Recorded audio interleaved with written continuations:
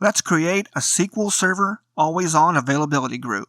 For background, we have a 2-node Windows failover cluster, and we've installed SQL on both nodes. Let's go ahead and open SQL Server Management Studio and get connected to our server. In my case, that's SQL A. Once we get connected, I'm going to right-click on the Databases node and select New Database, because it's kind of handy to have a database to put into our AG. I'm calling my database DB01. Then I'm going to go in to the left-hand side and select the options. In order to add a database to an availability group, it has to be in the full recovery model. So we're going to make sure that option is selected here. Once we've verified that, we're going to press the OK button, and that will create our database, as we see right here. Let's expand the AlwaysOn Availability node. And oops, when we try to do that, we see there's an error message. It looks like the AlwaysOn feature is not turned on yet. So let's see how to do that. Let's open the Start menu, and we will go into SQL Server Configuration Manager. We can find that under the SQL Server heading, this option right here. Once we're in, we're going to select the SQL Server Services item on the left, and that will show us the services that exist on the right. We're going to right-click the SQL Server Service and choose Properties. And within the Properties window, we're going to select the AlwaysOn Availability Groups tab. Within that, we're going to tick the tick box next to Enable AlwaysOn Availability Groups. Once that is selected, we're going to press the Apply button, and we're going to get a message that says the SQL Server service needs to be restarted to lock this in. So we'll press OK on this, and let's go ahead and get this service restarted. We'll right-click on it and choose the Restart option. That will restart our service. We'll need to do this process on all of the nodes that are participating in our availability group. Once we've done that, we refresh our view, and we can then expand the AlwaysOn High Availability node, and we see something under it. Now we can right-click on the Availability Groups node and choose New Availability Group Wizard. That will open our wizard for us. We're going to next pass this introductory screen and give our availability group a name. I am going with my format here, AG01. This screen will show us the available databases on the server and whether or not they are eligible to be added to an AG. We see that ours does not appear to be available to add. It needs a full backup. So we're going to have to exit this wizard and take a full backup of our database. Let's see how to do that. Expand the Databases node and right-click on the database. Select the Tasks option, and within that submenu, select Backup. This will open the Backup wizard.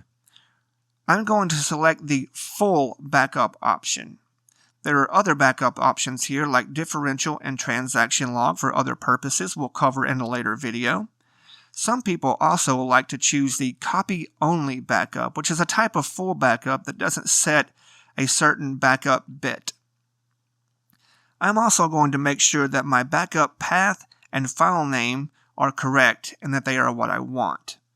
So once I have verified all of this information to be what I want, I'm going to press the OK button, and that will perform the backup.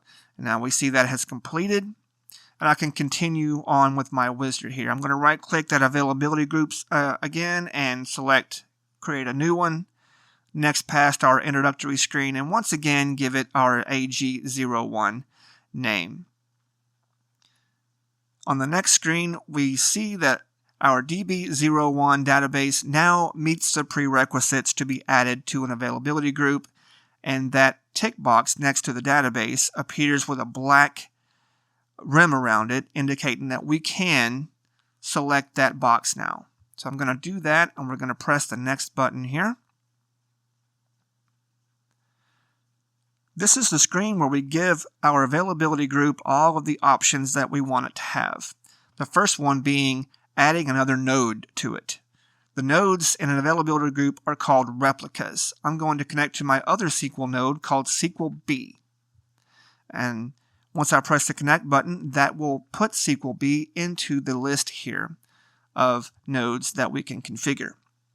We see some of the options here, including which one of these nodes is primary and secondary replicas. Those can switch based on whatever failover status we have. I'm going to choose automatic failover, so these will fail between each other automatically as needed. Once I do that, the availability mode changes to synchronous commit, meaning that they'll stay synced across the wire. We can select one or both of these to be readable secondaries, meaning that when they're in secondary state, we can still connect and read from them. Let's have a look at these tabs across the top. We're going to look at what's in each one of these tabs and configure things accordingly. If you've ever set up SQL mirroring, the Endpoints tab will look awfully familiar to you. First of all, let's look at the SQL Service account. This account needs to have rights, sysadmin rights, on each server. Also, your firewall needs to allow the TCP ports 5022 and the SQL port 1433 between your nodes. We're not going to make any changes to the Endpoints tab. On the backup preferences, I like to choose the prefer secondary. This will try to back up on the secondary node, but if it can't, it'll back up on the primary. Your environment may have different requirements. The Listener tab allows us to create a listener as part of this wizard. A listener is simply a DNS name that the users will connect to gain access to the databases hosted by the availability group. I like to create a listener as part of the wizard. So I'm going to give that, and it's going to light up these options here. I'm choosing Drummy SQL as my name, the standard TCP port of 1433 for SQL, and it's a DNS name, so we need an IP address to go with it. So I'm going to add an IP address that will belong to Drummy SQL.